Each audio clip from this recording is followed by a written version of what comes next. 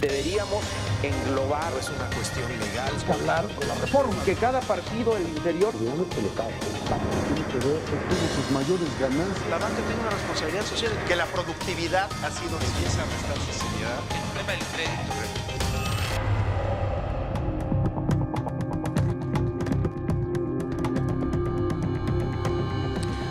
Hola, ¿qué tal? Muy buenas noches, un gusto saludarlos, darles la bienvenida a Círculo de Ideas. Soy Pascal Beltrán del Río y me acompañan Martín Espinosa. ¿Qué tal, Pascal? A todos, muy buenas noches. José Luis Vargas. Hola, Pascal, compañeros. Buenas noches. Humberto Musacchio. Buenas noches.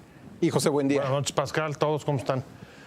Pues el gobernador de Guerrero, Ángel Aguirre, presentó el jueves su solicitud de licencia al cargo en medio de la investigación por la desaparición ya hace un mes de los estudiantes normalistas de Ayotzinapa. El Congreso local pues tenía inmediatamente la facultad de elegir a quien termine este periodo. Aguirre hizo el anuncio pues luego de 27 días de protestas, bloqueos y minutos antes de que el PRD anunciara públicamente que demandaba que el gobernador se separara del cargo. La PGR anunció también la semana pasada que el grupo criminal Guerreros Unidos tenía complicidad con autoridades municipales de Iguala y de Cocula que recibían recursos financieros de este grupo criminal, además de que continúa la búsqueda del alcalde de Iguala, José Luis Abarca, y su esposa, y los mandos de la policía local. ¿Qué significa todo esto? ¿Qué efectos tiene la decisión de Ángel Aguirre? ¿Qué lectura se debe hacer sobre la postura del PRD en este caso? ¿Qué otros costos políticos vendrán en Guerrero dentro del PRD con el anuncio? ¿Qué sigue en este caso, Pepe Buendía? Yo creo que casi todo el mundo coincide en que se trató de una renuncia un poco fuera de tiempo, fue tardía, pero finalmente creo que el primer impacto que tendrá es que sí va a quizá allanar un poco y a despresurizar las cosas para que pueda haber un mejor trabajo institucional en Guerrero. La comisión de legisladores que ha estado investigando en el caso de Iguala ha hecho dos apuntes. Uno, que veía una enorme descoordinación institucional entre las autoridades federales, locales y municipales.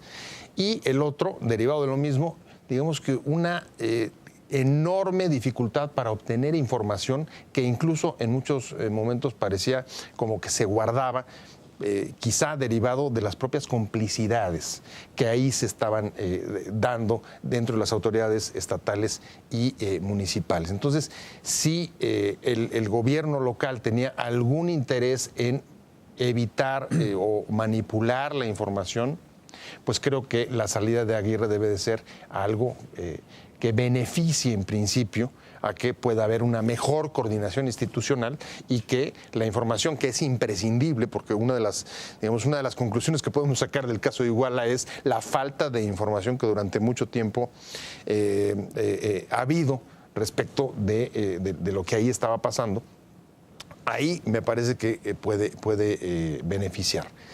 Ahora, el siguiente paso es, bueno, y luego, ¿en qué situación deja o qué viene después de Aguirre? Es decir, en el interinato que deberá de llegar hasta las elecciones de julio próximo, ¿no? Bueno, de hecho, la toma de posesión del próximo gobernador es casi dentro de un año, es el 26 de octubre de 2015. Es la toma de posesión del próximo gobernador, que es elegido en junio, el 7 de junio. En junio. Sí. Y ahí me parece que hay dos apuntes. Lo primero es que si uno va atendiendo a los reclamos de los familiares, de las víctimas, yo estuve en la marcha el otro día aquí en la Ciudad de México, es cada vez más claro que la demanda no es por una cabeza o dos, no son ya, digamos, que las viejas respuestas de actos simbólicos para tratar de calmar a los indignados, sino hay un reclamo cada vez más fuerte, más consistente y más potente de justicia. Y creo que ese es el reto que hoy queda para Guerrero. Ahora, justicia, la siguiente es cómo en una situación de absoluta destrucción, de absoluta desarticulación de las instituciones del Estado. No es necesario abundar sobre la penetración del crimen, no solamente en la policía o en la alcaldía de Iguala, que son, digamos, que los casos más señalados por el alcalde, al que se le señala, como decías en la introducción, Pascal, como el que ordenó la desaparición de los estudiantes. El ataque, ¿no? El ataque y luego la desaparición. El ataque y la desaparición, sino otros lugares como Cocula, que también lo citabas. Y ahí lo que viene es si ha llegado el momento, y esa es la pregunta que yo pongo sobre la mesa, en que la clase política haya tomado conciencia suficiente sobre el grado de gravedad al que han llegado las cosas, no solo en Guerrero, sino Guerrero como el síntoma de un problema que está sucediendo y que afecta a otras partes del país.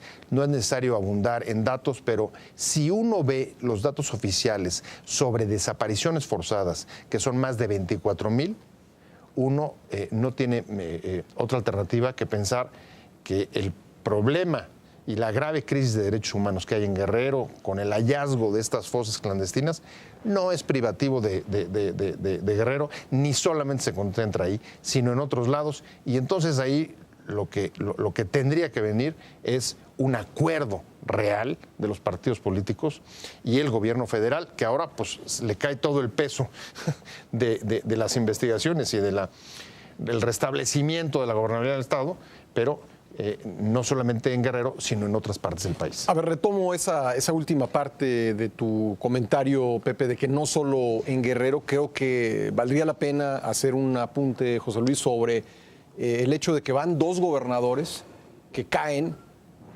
por el tema de no poder controlar a la delincuencia en el Estado. Yo sé que en el caso de Fausto Vallejo, quizá ustedes, quizá alguien en el auditorio esté pensando, bueno, es que él se fue por motivos de salud.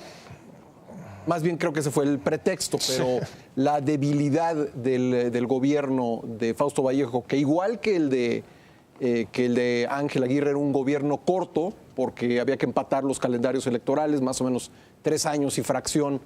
El gobierno de Aguirre, por lo menos así estaba, para eso fue elegido. Pero van 2 gobernadores, José Luis, que caen en ese contexto. ¿Qué conclusión sacas tú? Bueno, a ver, yo creo que si esa fuera la vara de medición, pues probablemente nos quedaríamos sin gobernadores, porque pues en todo el país... Bueno, a lo mejor se salvaría el de Campeche. Exacto, Yucatán. el de... sí. ¿No? Oye, pero ni el de Tlaxcala, porque ahí trata, ¿no? Sí, a lo mejor el de Baja California, ¿no? Sur, porque ahí hay otros problemas. Pero la verdad es que me parece, Pascal, que tenemos una sed en este país de venganza en la cual pensamos que, como dice el dicho, matado el perro resuelta la rabia, y lo primero que nos encontramos es lo que y me parece que ahí no está la solución. A ver, el problema sigue, sin duda. A lo mejor hay un poco más de oxígeno político, pero me da la impresión que esto no solo sigue, sino se puede poner peor. Y digo se puede poner peor porque ustedes consideren cuánto tiempo se tarda alguien nuevo en cualquier trabajo en empezar a agarrar los hilos, en que lo respeten los otros poderes, en que haya una especie de nueva línea de mando. Sí. Y me parece que, dado el problema que en particular el tema de los normalistas y en general la situación de inseguridad y de violencia, pues no hay ahorita, desafortunadamente, creo que el liderazgo de quien pueda, ya empezamos, de quien pueda, desde el gobierno federal o desde cualquier punto, poner orden ahí. Y me parece que ese caso concretamente te lleva a decir, bueno, si existiera una responsabilidad penal directa, pues adelante, incluso que se haya un fuero para que el exgobernador Aguirre pues responda a la justicia. Si no lo hay, me parece que es una medida política donde, bueno, hemos visto incluso, por ejemplo, el comportamiento del PRD, ¿no?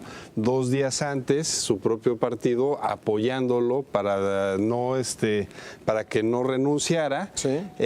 Calculando políticamente. Calculando. Y luego calculando que no le convenía eso, ¿no? Sí. Y luego calculando que... no se entiende. Y luego calculando que el gobernador ya había renunciado y no les había avisado, entonces hay que salir después para decir que le pidieron la renuncia. Es decir, oye, pero podrías decir calculando mal siempre. Pues sí. Pero es mezquino y ridículo. Bueno, y luego en la conferencia que dio Navarrete, dice, el PRD demanda y cambia, y dice, el PRD ha demandado que el gobernador se vaya, ¿no? Sí, es decir, el texto estaba redactado para salir el PRD como el partido que causa la salida, ¿no? Ajá.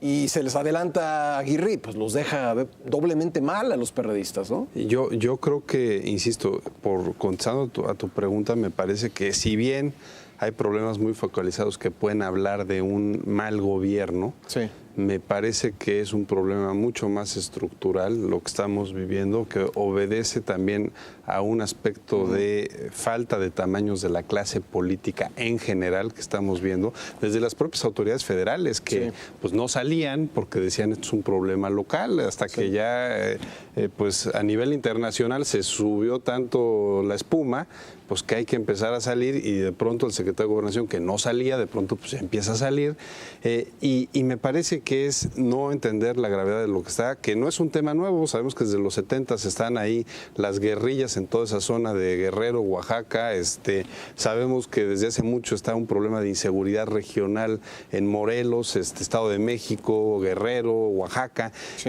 Entonces lo que no entendemos es que a lo mejor ya nos tomamos la aspirina sacando a Ángel Aguirre del poder, pero el problema de falta de estrategia, de falta de gobernabilidad para atender una región del país que pues, puede ser más de la cuarta parte del tamaño de la población, no está resuelto.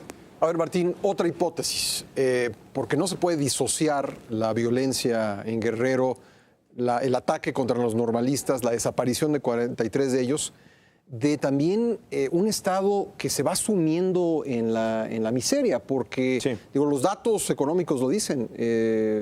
Chiapas probablemente siga siendo, Chiapas es el estado más pobre del país, pero Guerrero va para allá que vuela. Sí, no se queda atrás. Mira, antiguamente, el tema de la corrupción no es nuevo. Este tema lleva décadas campeando en el país. El famoso diezmo, los moches, el pedir dinero para esto. El unto de México a nivel de la conquista. Exactamente, a nivel ciudadano, bueno, pues todos sabemos que en la vida cotidiana las cosas se aceitan con dinero para que puedan funcionar. Aquí el gran ingrediente es la violencia. O sea, el ingrediente de la corrupción aunado al cada vez más desgastado entorno económico para la gente, la pobreza que cada vez ha ido en aumento en estados, tú lo decías, Chiapas, Guerrero, Oaxaca, estados muy pobres en el país. El gran ingrediente que hoy es nuevo dentro de todos estos fenómenos que estamos viendo a nivel social y político es la violencia.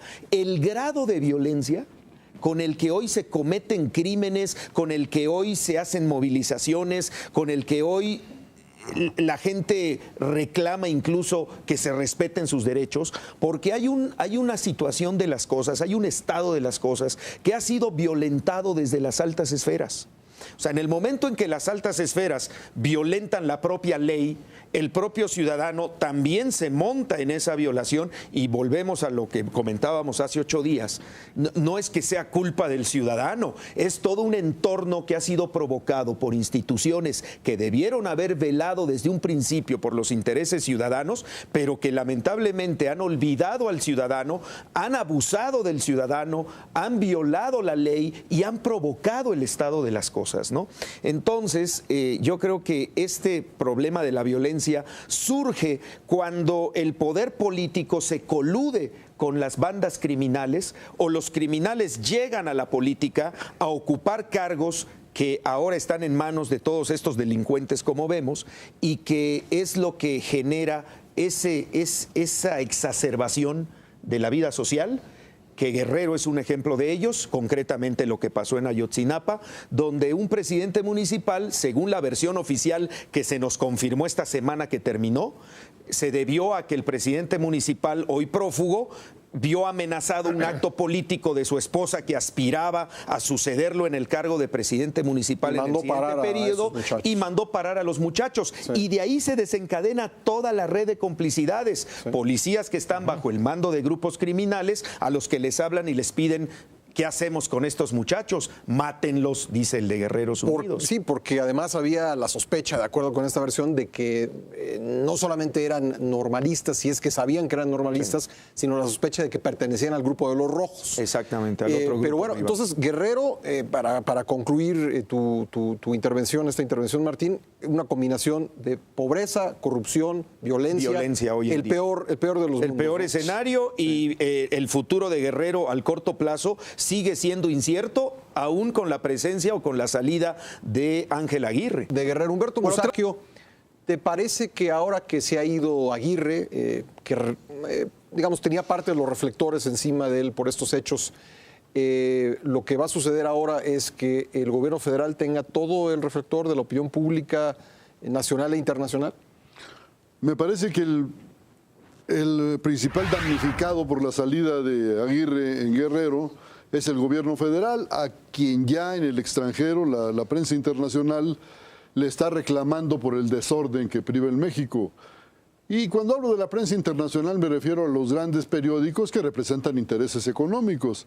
Y esos intereses económicos quieren tranquilidad, quieren seguridad para sus inversiones. Entonces están muy molestos y eso se refleja en el mundo.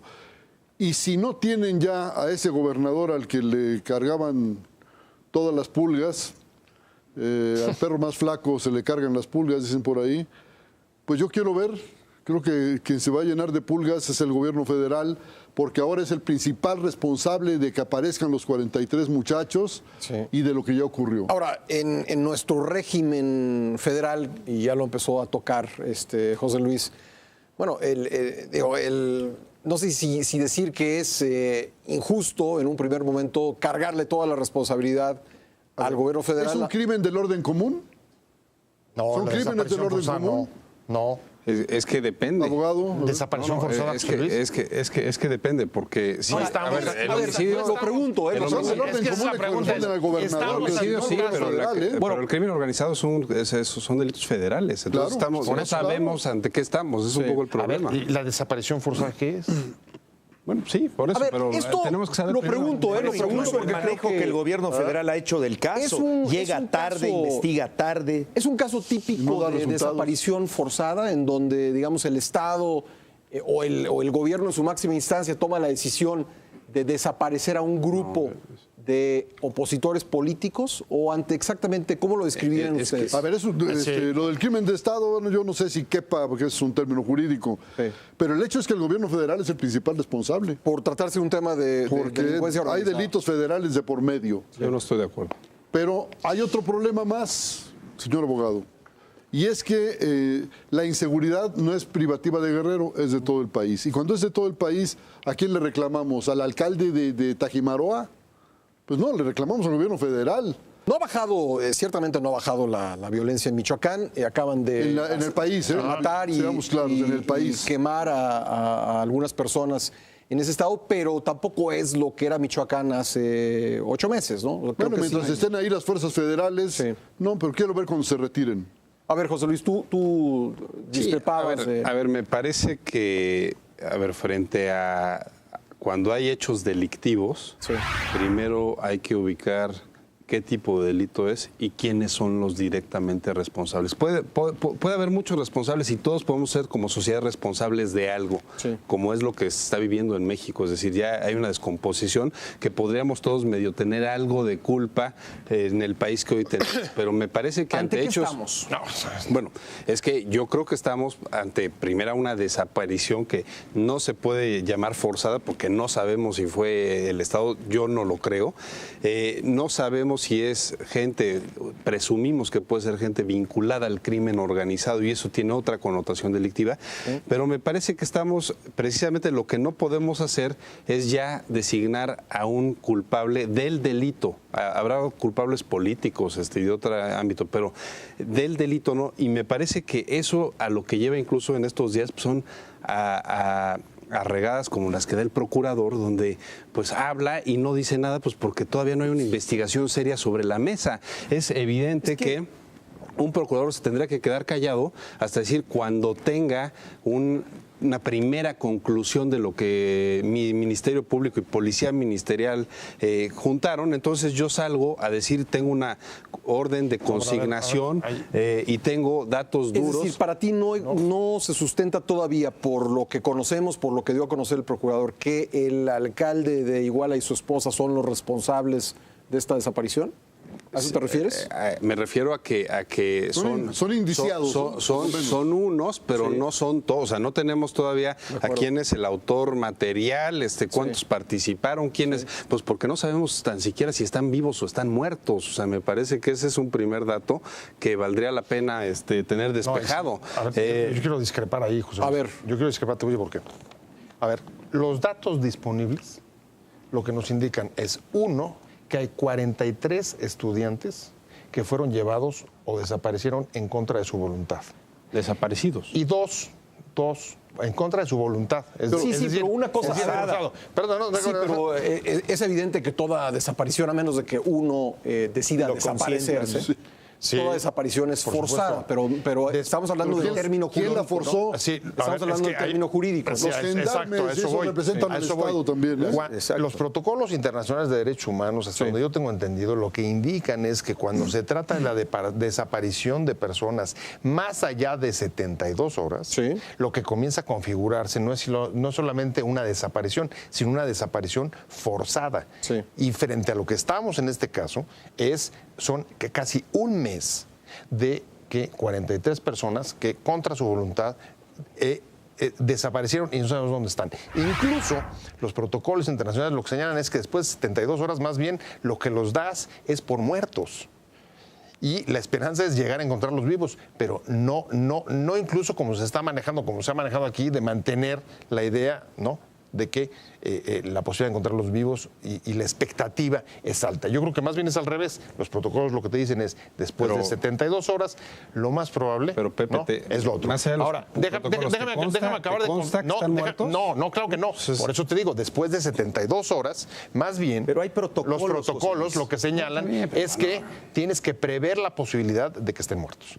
Segundo, la información disponible lo que te dice es que en esa desaparición, información oficial, no lo estamos inventando, quien intervino son representantes del Estado, los policías y en este caso la autoridad política.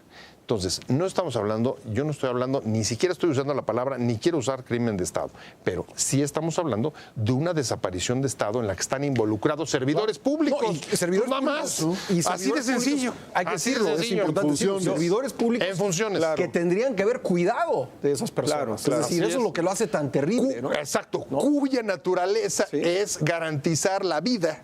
Porque ese es el sentido de cualquier autoridad en democracia. Ahí te va.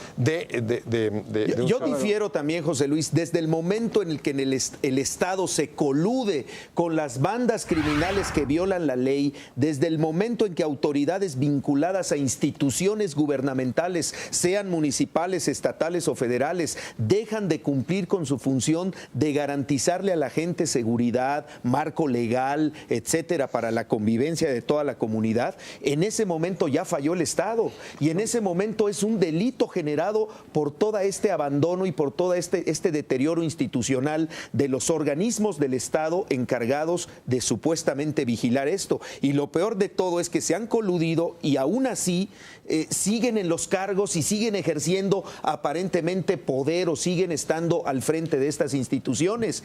Y peor aún, hay versiones, ya se documentó, que engañaron a la PGR con las primeras fosas, por eso la PGR está volviendo a revisar los restos porque no tienen a ciencia cierta la documentación que avale que los primeros cuerpos encontrados en las fosas que descubrieron en Iguala sean de los muchachos. A ver, el fiscal primero dijo que sí, que por la versión de los policías detenidos, 17 de ellos habían sido llevados allá por Lo Viejo, asesinados y quemados.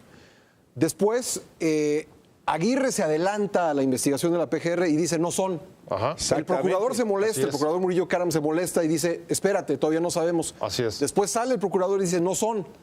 Y luego en su última conferencia de prensa dice... No sabemos. No sabemos. Sí, es No que sabemos. es terrible. Pero es que, mira... Pero Pascal, ¿dónde están los que supuestamente falsearon esa información? Claro. O sea, pues que nos lo digan a la sociedad. Sí, pero- ¿Les dieron mal las pruebas o no se las dieron mal? Pero- Es parte de la descoordinación, el ocultamiento, las complicidades internas José Luis. y federales. Es que precisamente por esto que están diciendo, me parece que tenemos que evitar esto de que todo mundo tenemos un abogado y un juez interno, en lo cual ya hicimos pruebas conclusivas, ya tenemos una resolución, ya tenemos el caso resuelto.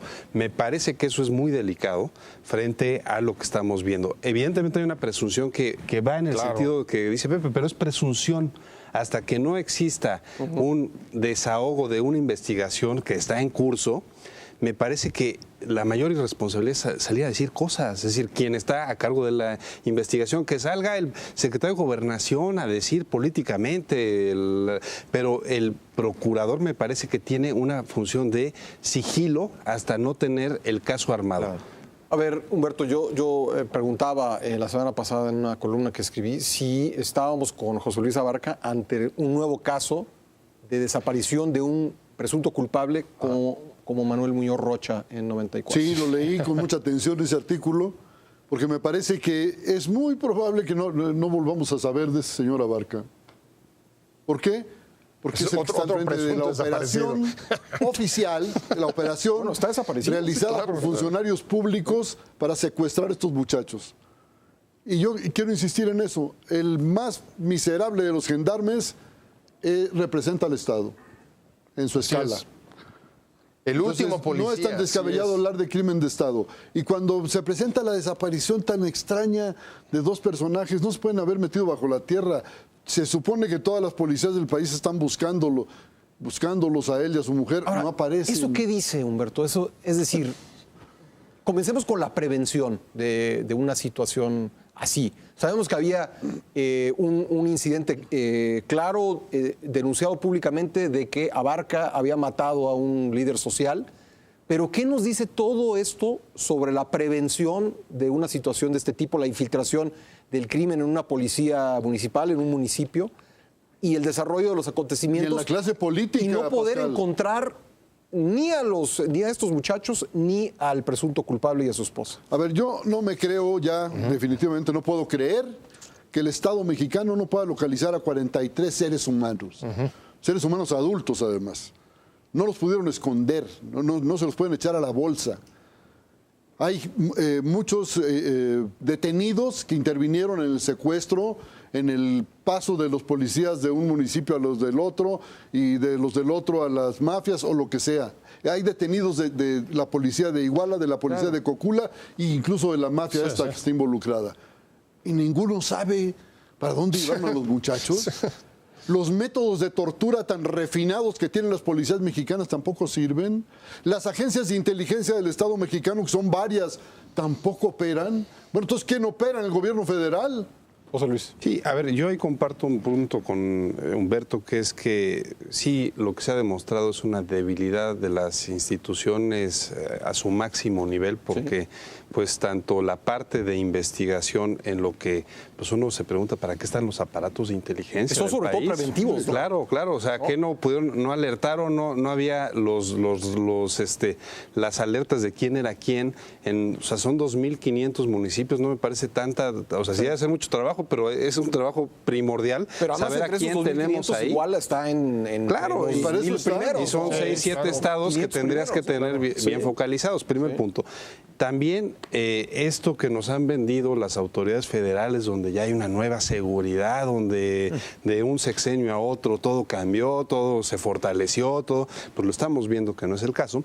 Pero también, déjenme decirles, hay un tema que me parece que rebasa incluso esto de las capacidades actuales del gobierno, que es el hecho de cómo está compuesto nuestro sistema federal y municipal. Es decir, si tú sigues teniendo y no se ha podido finalmente concretar el mando único y la capacidad, y seguimos con esta dicotomía de que si somos un país federalista o somos centralista, y vamos jugando ahí como, digamos, sin una línea clara, lo que tienes es que este tipo de atrocidades las hacen policías municipales, por lo menos lo que hasta ahora conocemos, ¿no? Sí.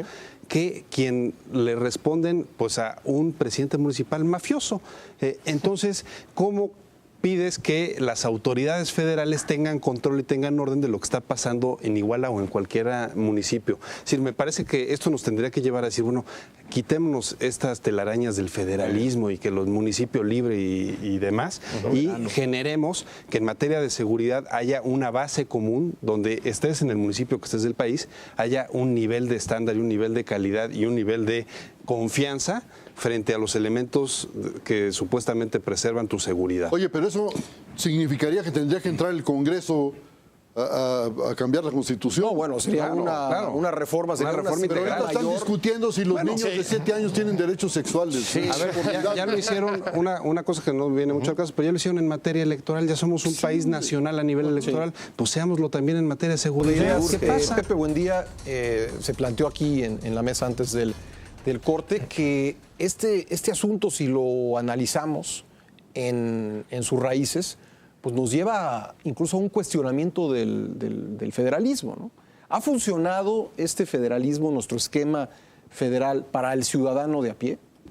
Bueno, a ver, yo creo que el caso Iguala, el mensaje claro que está mandando es que es la enorme incapacidad o la ineficacia prácticamente de cualquier nivel de autoridad para aplicar políticas en materia de seguridad, desde la prevención hasta la procuración de justicia. Creo que ese es el mensaje más fuerte. Es decir, el Estado mexicano en su conjunto, sus distintos niveles de gobierno, no está teniendo la eficacia para aplicar políticas que mantengan la seguridad. A ver, ¿no hubo prevención? No. La información dónde estaba. El alcalde se fue, ¿no? Se fue. Pudo sí. dar entrevistas, ¿no? Después de los hechos, pudo encabezar una sesión de cabildo donde solicitó licencia y se fue. Su mujer, igual. Y su esposa, ¿no? Ajá. Es decir, no hubo capacidad ni siquiera de saber hacia dónde se fue. Absolutamente. Entonces creo que ahí están, ¿no?, las muestras claras de esa incapacidad para aplicar esas políticas. Ahora, junto con eso, si nos vamos al tema que tocabas sobre el federalismo, que comentaba José Luis, y que creo que en el fondo vale la pena sí entrarle a un debate abierto, porque en la práctica, por ejemplo, las reformas estructurales, varias de ellas, son más bien de tipo centralizador y se ha dado una recentralización o una tendencia a la recentralización, pero sin dar un debate abierto de verdadera revisión o no, o si lo que estamos haciendo es revisar o no el federalismo. Pero creo que el caso Iguala sí manda un mensaje muy claro también. Desde hace tiempo es casi una verdad de perogrullo hablar de que los gobernadores se manejan como virreyes, como poderes casi absolutos dentro de sus territorios. Esto, creo que el caso de Ángel Aguirre y de Iguala, manda un mensaje muy claro de que a pesar de que tengan el poder absoluto y pocos controles dentro de los poderes de los estados, en el que se puedan manejar, digamos, con un manejo absoluto de ejercicio patrimonial del poder, más que en la federación, donde hay, digamos, más contrapesos, no pueden y no han logrado evitar que la penetración del crimen en las instituciones locales, municipales y estatales, acabe por ser el elemento que los derribe. Y ahí está el caso de Aguirre, y tú mencionabas, también estuvo el caso del de Michoacán. Creo que sí, esto está mandando un mensaje bastante claro a los gobernadores de decirles, oigan, no crean que pueden manejar todo. No crean que están a salvo de cualquier eventualidad, porque si dentro de sus estados se mete el crimen y secuestra las instituciones o las infiltra, pues la posibilidad de que ustedes incluso acaben rodando es real. A ver, yo quisiera, sobre este asunto... ¿Diferir o coincidir? Diferir. Diferir y... Con una sociedad mexicana encrispada, me parece que seguir por este camino de los tecnicismos no va a resolver nada. Aquí hay que tomar medidas drásticas. Hay que cambiar de raíz algunas fórmulas con las que se ha venido manejando el país. Por ejemplo, ¿cuáles son? Yo hablaba de un cambio de gabinete. Si el equipo que encabeza el gobierno federal no funciona, pues hay que cambiarlo. Y no lo vamos a cambiar con esos partidos podridos que tenemos. Insisto en eso. A ver, ¿son personas o es una forma de ejercer el poder lo que hay que cambiar? A ver, voy Lo a que hay eso. que cambiar es el patrimonialismo. Voy a eso. Estos partidos La corruptos opacidad. no sirven para nada. Ok. Lo que hay que hacer es llamar a ciudadanos que cuenten con confianza popular. ¿Qué ciudadanos tenemos? Pues hombre, el rector de la universidad, Pepe Woldenberg, hay gente por ahí que sí cuenta con crédito social. Hay que llamarla y ponerla a encabezar ese gobierno que le hace falta al país, porque si no la sociedad mexicana no va a responder. ¿Por qué le tengo que responder a un procurador que es incapaz de decirme dónde hay 43 muchachos Así de a los sencillo. que la policía secuestró? Hay que decir eso.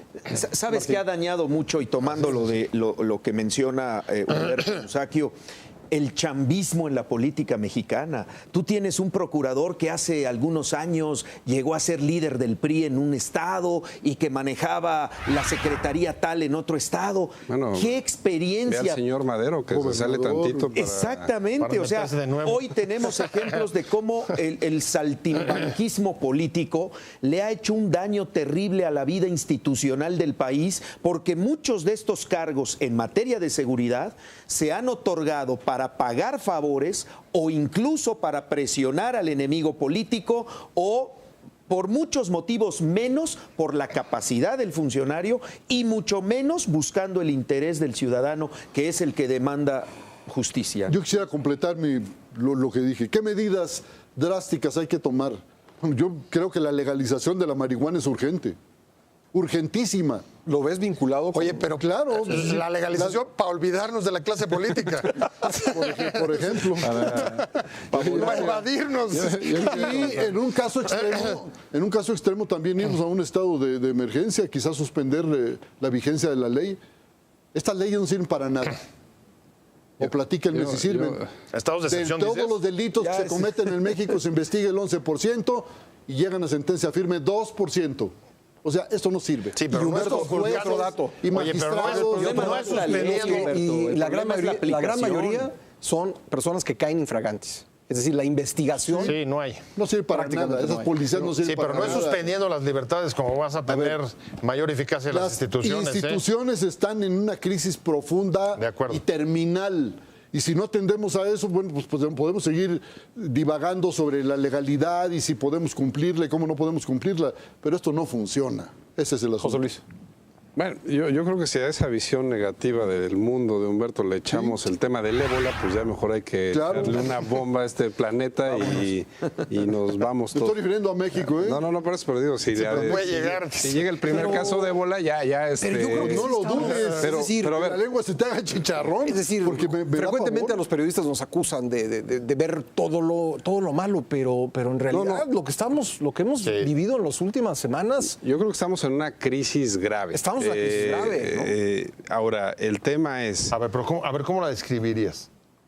Es la peor crisis de derechos humanos que ha vivido este país desde no 68. creo, yo no llegaría a eso. ¿Cuál es la peor crisis? No, yo creo ¿Qué que otra mira, crisis de el derechos humanos episodio peor que conocido esta? como la Guerra Sucia en los años 60, 70, me parece Fue el que- sexenio de Calderón. No, sí, que no, hay muchos casos que no. Ok, desde los 70, pero pero eso en no medio quita- siglo. pero eso no quita, Pepe, que sí es una situación grave. No, pero Estamos- me la compro. Desde los 70, medio siglo. Es la peor crisis en derechos humanos en medio siglo. Estamos ¿Están de descubriendo fosas, digamos, de personas muertas como si Bueno, descubriéramos donde coladeras. Vázquez en Guerrero pero parece que hay pero una no fosa, sabemos ¿no? de cuándo son esas muertes. Entonces, ese es un poco mi punto. Es que es A ver, José Luis. una descomposición. A ver, solo déjame terminar. Es una descomposición digamos, histórica que traemos, que pensamos que la alternancia en el poder la iba a solucionar y no solo no la solucionó, sino en algunos aspectos la empeoró. Y yo lo que digo es, a ver, vayamos a soluciones prácticas. ¿Por qué? Porque si no nos podemos perder y no vamos a resolver nada. Sí.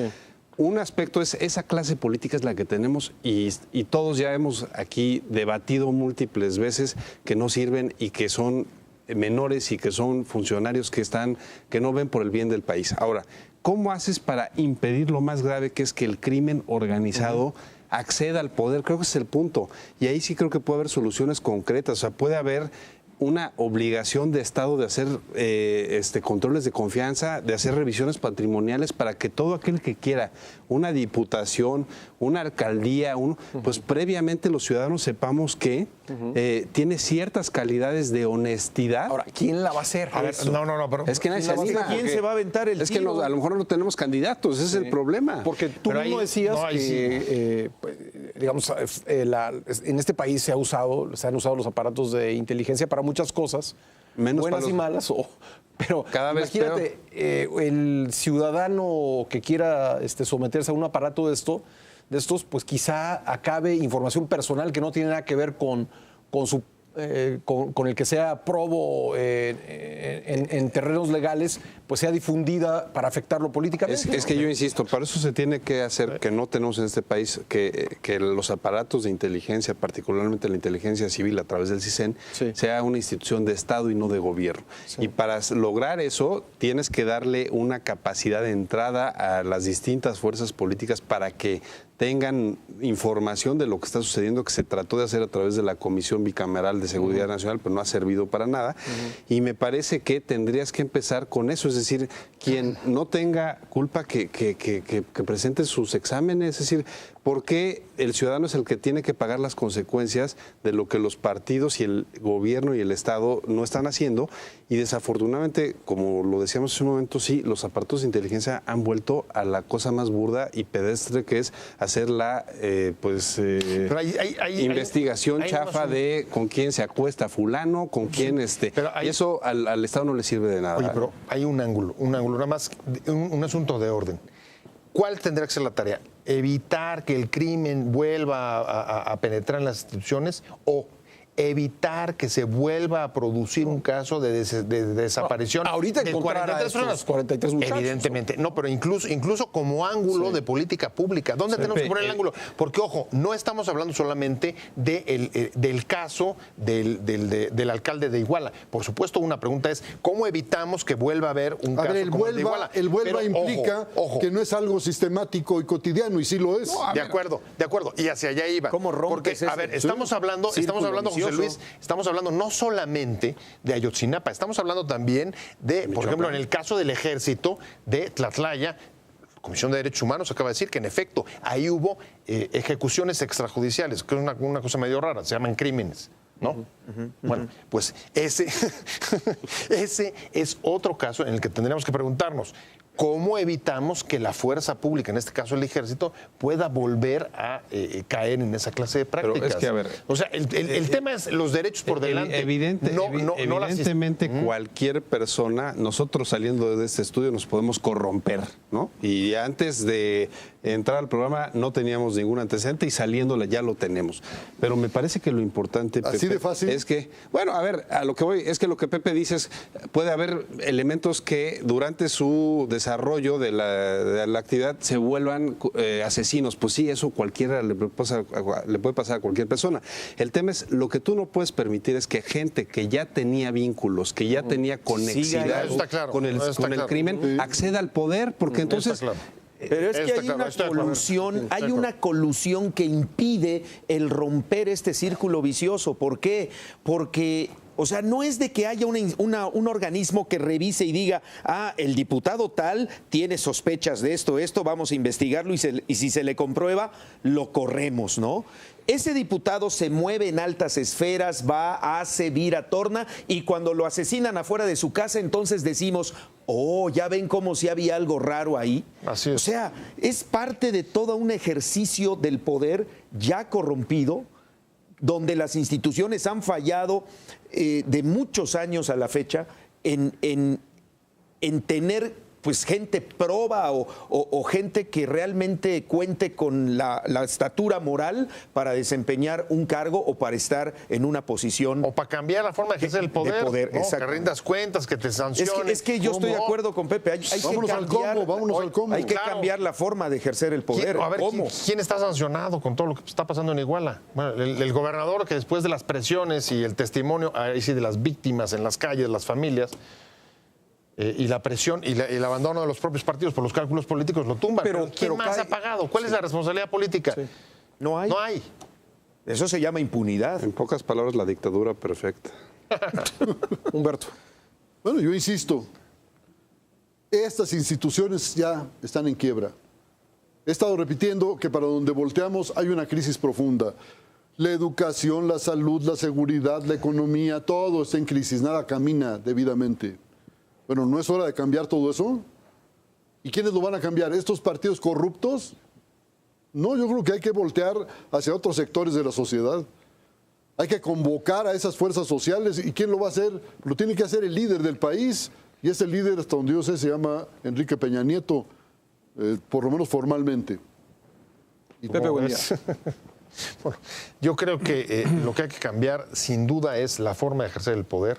No es solamente un problema de personas, es un problema del ejercicio patrimonial, vertical, opaco, sin rendición de cuentas, sin responsabilidad política. Es, ¿quién va a hacer eso es lo que tienes que cambiar. Esos cambios? ¿Por qué? Porque no está funcionando. ¿Cómo vamos a entrar a aplicar reformas estructurales, insertarnos en el mundo? Ahora viene la reforma petrolera en una situación, en un manejo de autoridad y corrupción como el que estamos viviendo. ¿Eso es viable? Pues a mí me parece que no. José Luis.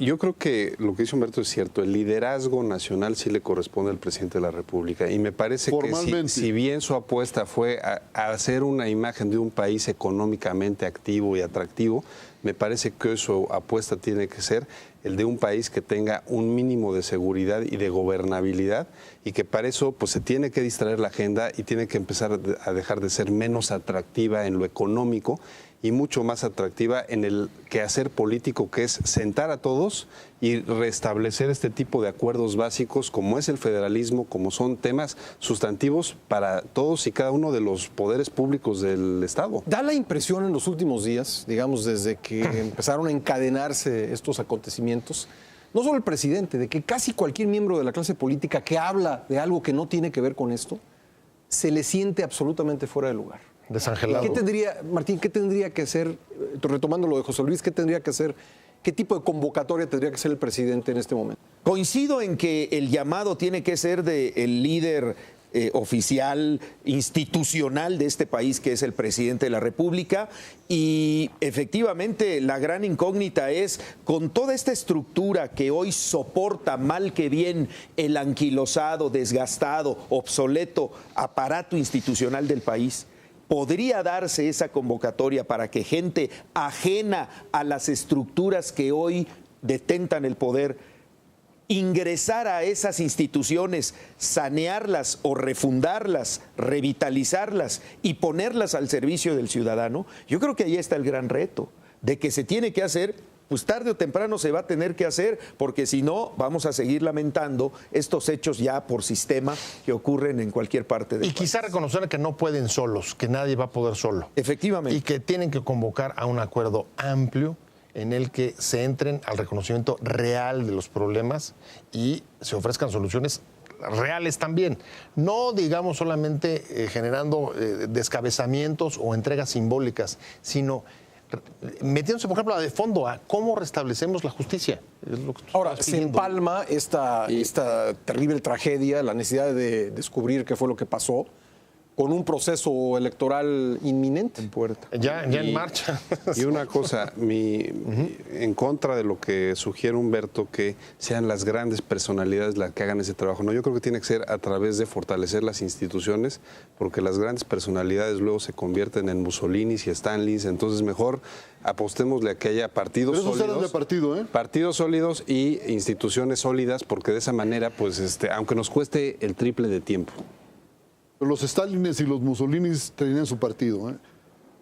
Sí, un trabajo humilde, ¿no? Humilde y no en la soberbia de grandes anuncios espectaculares y mediáticos. A salvar a México. Exacto. ¿No? Cuando abajo, pues lo que estabas era silenciando una realidad que tarde o temprano te estalla en la cara. ¿Y en quién vamos a confiar entonces? ¿En desconocidos? ¿O en los mismos que ya están ahora? A ver, retomo simplemente para cerrar. ¿No será que dentro de 3, 4 meses, no sé cómo vaya a terminar el caso Iguala, pero ¿no será que dentro de 3 o 4 meses estemos ya más bien metidos en una lógica electoral y la clase política se habrá olvidado de la necesidad de revisar en serio lo que está pasando en el tema de la seguridad?